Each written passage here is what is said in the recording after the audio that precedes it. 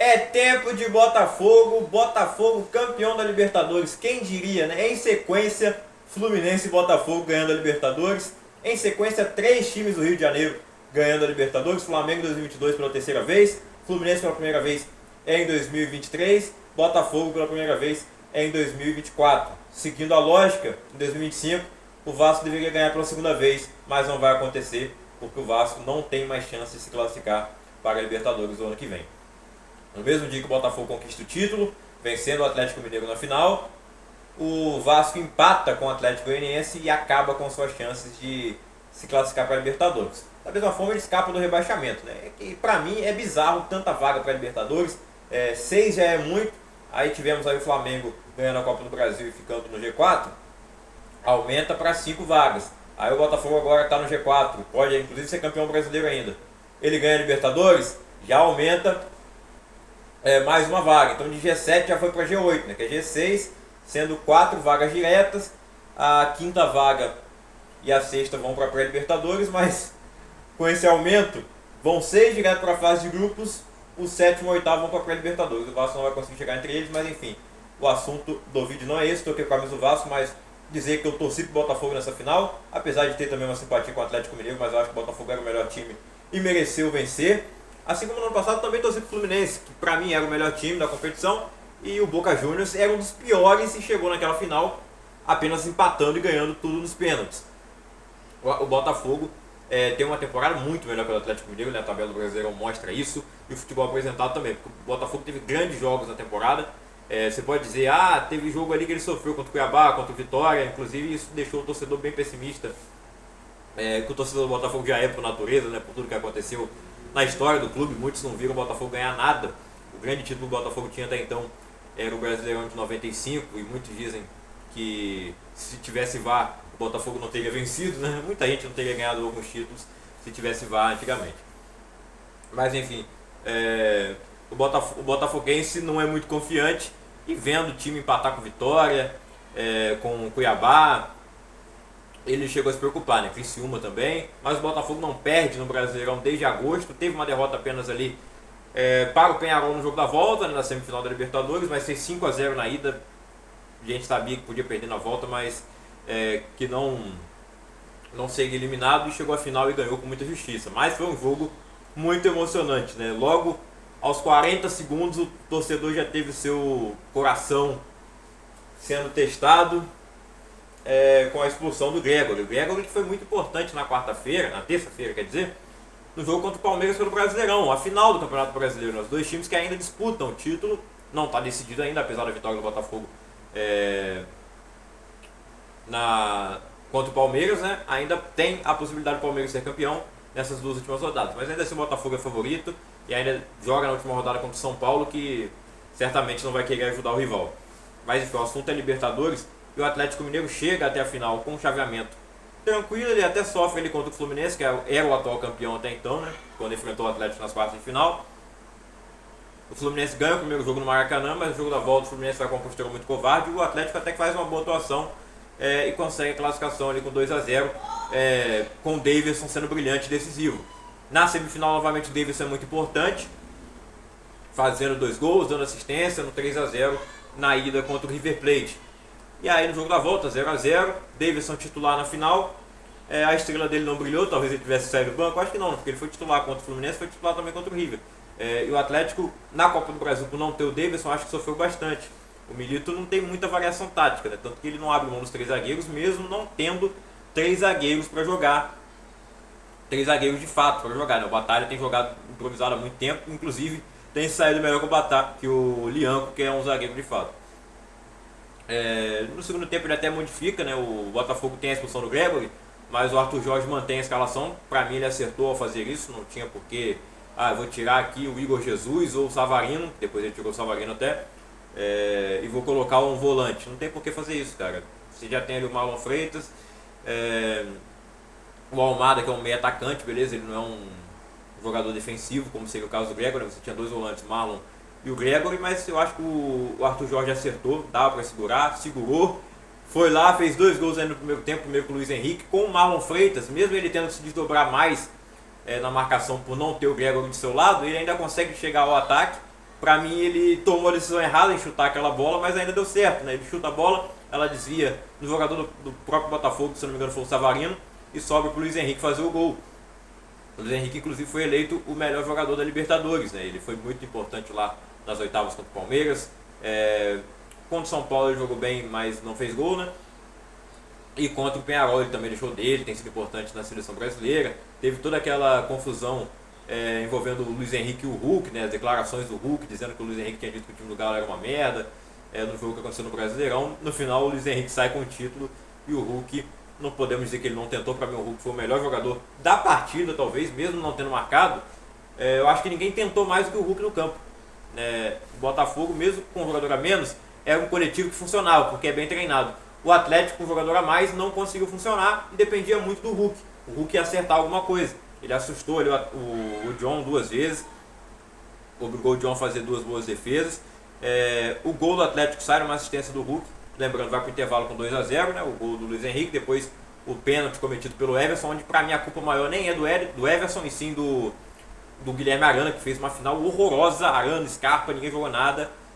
Esses dois que são jogadores selecionáveis, o Arana vem sendo titular da seleção brasileira no lateral esquerdo, para ver a nossa situação de lateral. Mas eu acho o Arana um bom jogador, mas ele não foi bem nas finais da Copa do Brasil contra o Flamengo, e nessa final então ele foi muito, muito mal mesmo. E o Scarpa, para mim, ele é muito prejudicado pelo Milito, porque o Milito bota ele para jogar de ala direito. Ainda é um ala com o pé trocado, isso atrapalha muito, prejudica muito o futebol do Scarpa, que realmente não jogou nada nas finais contra o Flamengo, também não jogou nada nessa partida, mas aí eu vejo mais problema do Milito. O Arana realmente, eu acho que ele sentiu os sinais, porque se pegar a semifinal, ele jogou muito contra o River, jogou muito contra o Vasco, mas não jogou nada nas finais. Tem a questão das lesões também, o Arana parece não estar 100%, não sei. Tanto que ele foi cortado da seleção nas